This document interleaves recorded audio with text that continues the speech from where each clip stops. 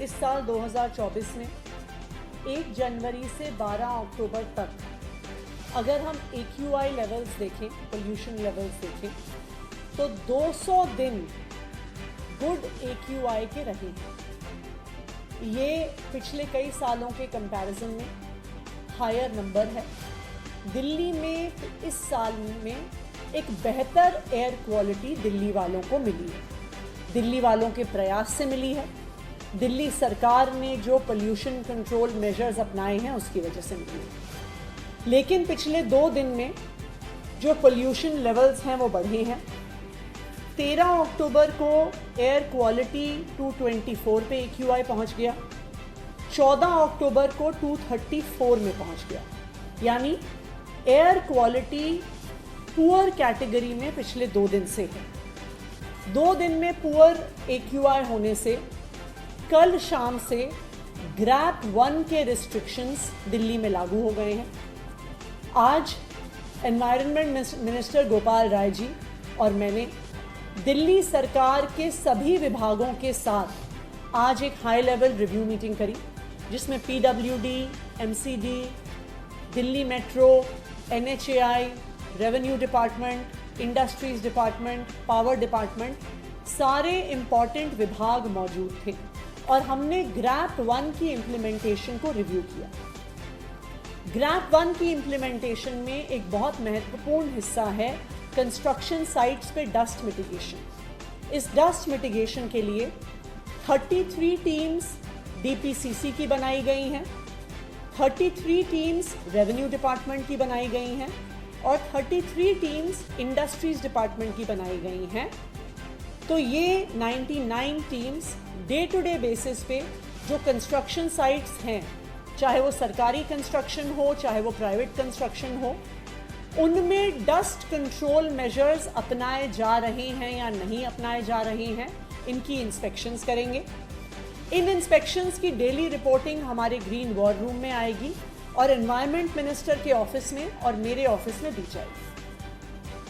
MCD को directions दी गई हैं स्पेसिफिकली कंस्ट्रक्शन और डेमोलिशन वेस्ट, जो CND वेस्ट होता है उसके रिमूवल की।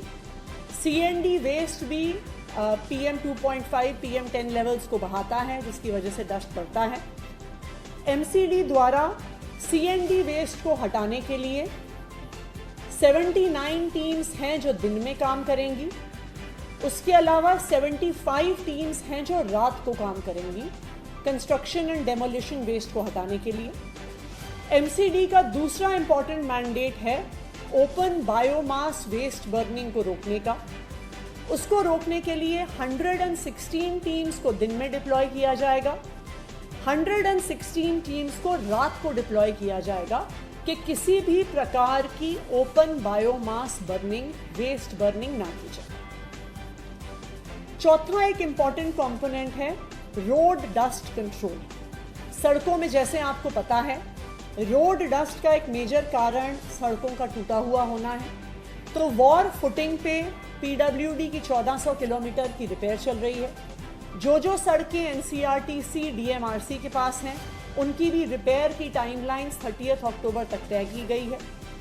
MCD के साथ भी लास्ट वीक एक रिव्यू मीटिंग हुई थी कि MCD जहाँ MCD की सड़कें टूटी हुई हैं वहाँ पे पॉटहोल्स को रिपेयर करेगा।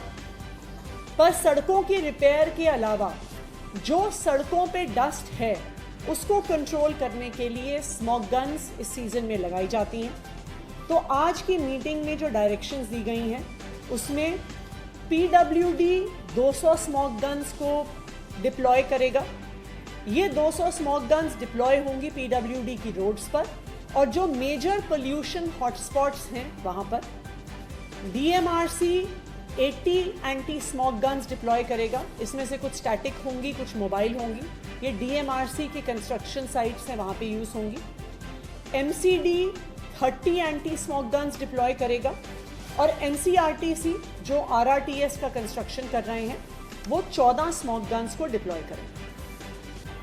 इसके अलावा ट्रैफिक पुलिस के साथ ट्रैफिक मैनेजमेंट पर उनको डायरेक्शंस दी गई हैं कि जो ट्रैफिक जैम प्रोन लोकेशंस हैं उनका आइडेंटिफिकेशन किया जाएगा।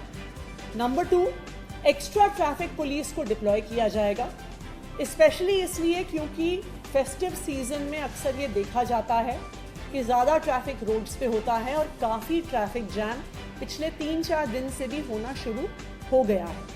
तो कौन कौन से ट्रैफिक जैम की लोकेशंस हैं, उनको ट्रैफिक पुलिस आइडेंटिफाई करके extra deployment of traffic police personnel करेगी। इन एडिशन कल तक दिल्ली ट्रैफिक पुलिस को अगर दिल्ली सरकार के होम गार्ड्स की ज़रूरत है तो कल तक वो उनका रिक्विजिशन भेजेंगे और दिल्ली सरकार के होम डिपार्टमेंट द्वारा ट्रैफिक जैम हॉटस्पॉट्स पर होम गार्ड्स का भी डिप्लॉयमेंट किया जाएगा कि प्रॉपर ट्रैफिक मैनेजमेंट हो सके। जनरेटर यूज पे क्लैंप डाउन किया जाएगा, स्पेशली बैंक्वेट हॉल्स, शादियां, प्रोग्राम्स। अक्सर ऐसा पाया जाता है कि वहाँ पर टेम्पररी कनेक्शंस यूज़ करने के बजाय डीजल बेस्ड जनरेटर्स को यूज़ किया जा रहा है।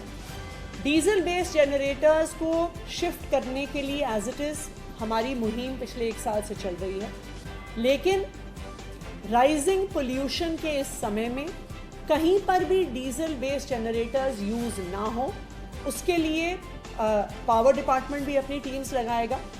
दूसरा, पावर डिपार्टमेंट को डायरेक्शंस दी गई हैं कि डिस्कॉम से और डीईआरसी से बात करके इन 3 महीने के लिए जब पोल्यूशन लेवल हाई होता है, टेम्पररी कनेक्शन के चार्जेस को रिड्यूस किया जाना भी पावर डिपार्टमेंट एक्सप्लोर करेगा। Because one of the reasons Y generators को लोग यूज़ करते हैं क्योंकि टेम्पररी कनेक्शन ज़्यादा महंगे होते हैं डीजल बेस्ड जनरेटर्स। तो इसलिए टेम्पररी कनेक्शन के चार्जेस को 3 मंथ्स के लिए पोल्यूशन रिडक्शन मेजर के लिए रिड्यूस करने को भी एक्सप्लोर किया जाएगा।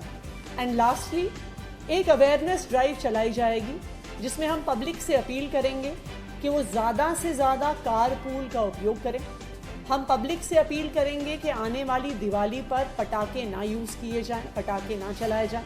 हम पब्लिक से अपील करेंगे और RWA से भी अपील करेंगे कि जो सिक्योरिटी गार्ड्स उनके एरिया में हैं उनको इलेक्ट्रिक हीटर्स प्रोवाइड किए जाएं कि किसी भी प्रकार की लकड़ी की बर्निंग वहाँ पे नहीं की जाए। दिल्ली सरकार पोल्यूशन को कंट्रोल करने के लिए प्रतिबद्ध है। जहाँ जहाँ पर भी टीम्स की डिप्लॉयमेंट है, चालान्स करने की आवश्यकता है, वो की जाएगी।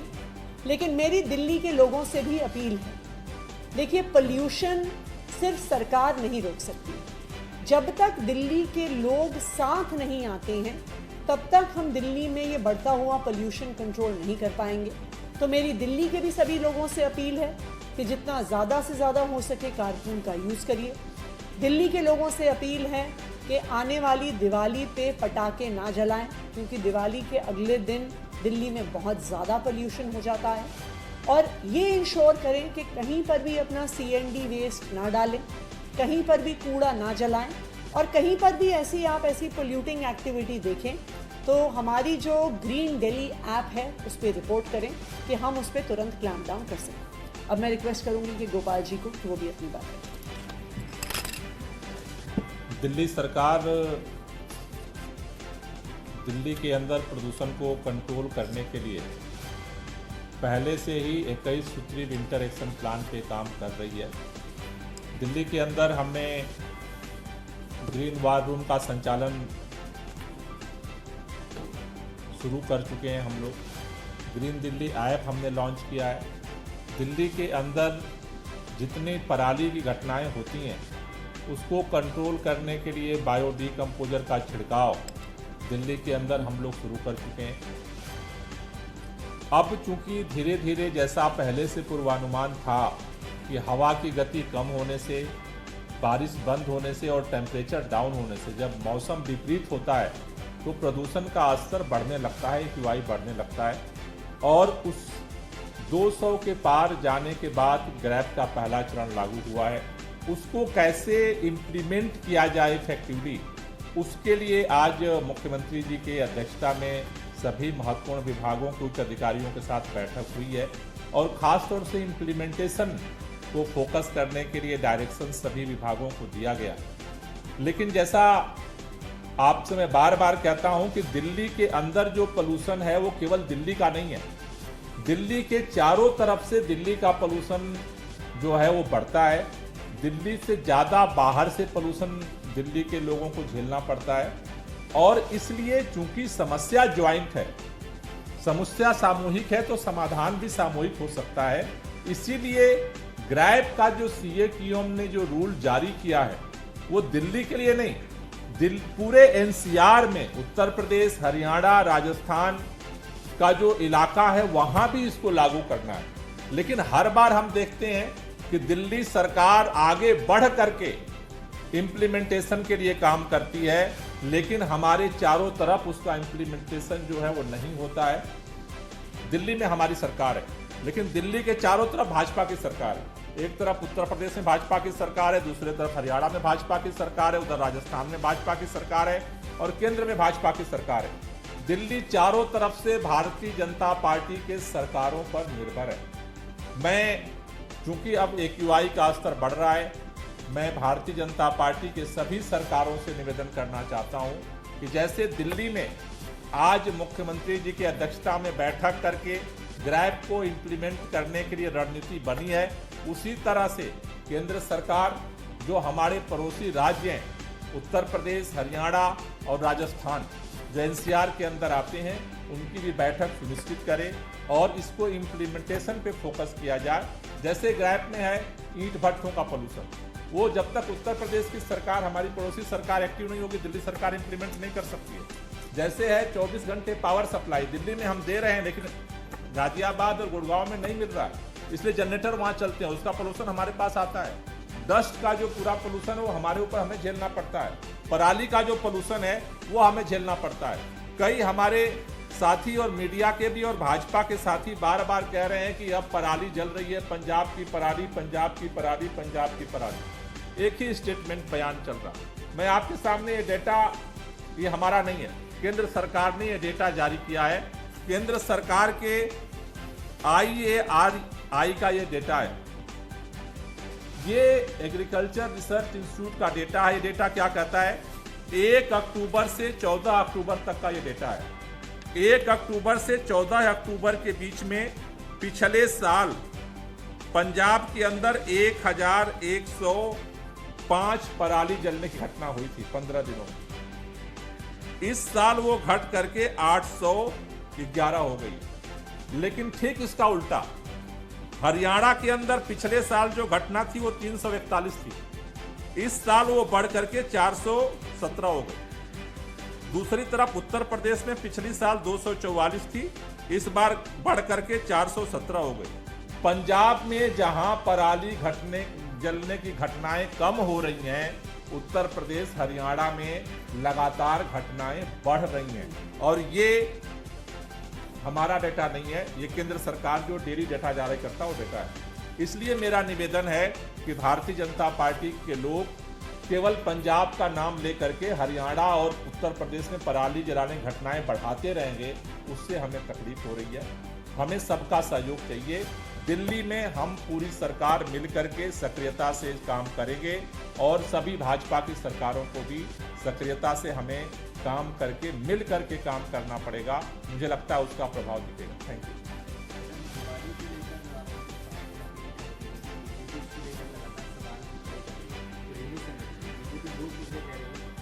वैज्ञानिक आधार नहीं, दूसरा जब अरुण जेटली की लड़ाई हुई थी तब भी चलाए गए तो भी किया गया। ये देखिए, हम तो जो भी दिल्ली में रहता है उनको ये पता है कि दिवाली के अगले दिन दिल्ली में सांस लेना मुश्किल हो जाता है। तो इसलिए अगर कोई इस बात को डिनाई करता है, उनके बारे में तो टिप्पणी नहीं करनी चाहिए। देखिए, हम सब दिल्ली में रहते हैं, हमारे परिवार दिल्ली में रहते हैं, हमारे बुजुर्ग माता पिता दिल्ली में रहते हैं, हमारे छोटे छोटे बच्चे दिल्ली में रहते हैं। ऐसा नहीं है कि दिल्ली में सिर्फ आम आदमी पार्टी के लोग रहते हैं, बीजेपी वाले नहीं रहते, बीजेपी वाले रहते हैं, आम आदमी पार्टी वाले नहीं रहते। जब पोल्यूशन का लेवल बढ़ता है तो बुजुर्गों को खासकर सांस लेने में बहुत दिक्कत होती है।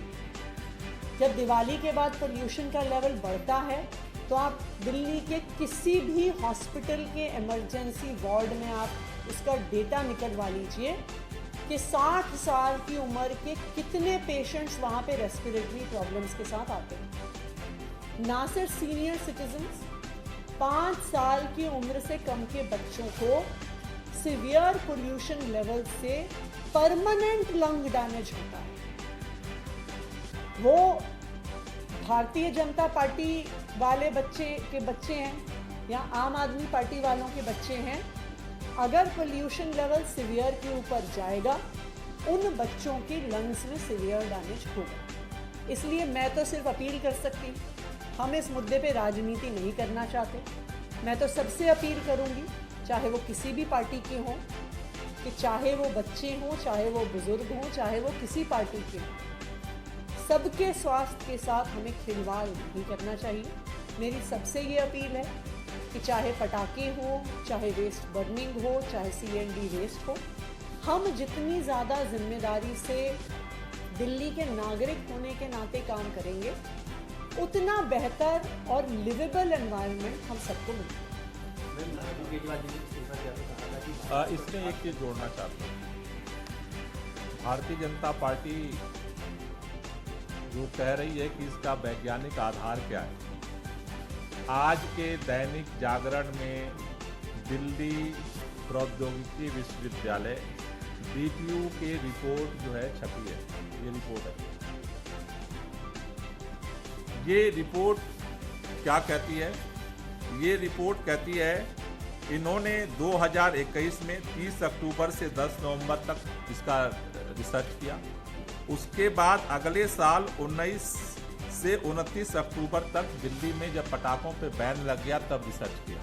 ये रिपोर्ट कहती है कि दीपावली में पटाखे बंद जब नहीं थे, उस समय दिल्ली के अंदर लगभग 9.73 मिलियन जो है वो कण होते थे, जो सूक्ष्म जिसकी सांस ले सकते हैं। पटाखे बंद होने के बाद 1.6 मिलियन जो सूक्ष्म कण हैं उसमें कमी जो है वो आई है, 1.6। ये रिपोर्ट मैं चाहता हूं कि आप लोग भी देख लेना, ये भेज दीजिएगा चंदन जी। और भारतीय जनता पार्टी के लोगों से जागरण की आज ही खबर छपी है, जागरण अखबार आप पढ़ते होंगे बीजेपी के लोग, तो इस बार इसको जरूर देख लें, इसका टेक्निकल और साइंटिफिक रिसर्च किया।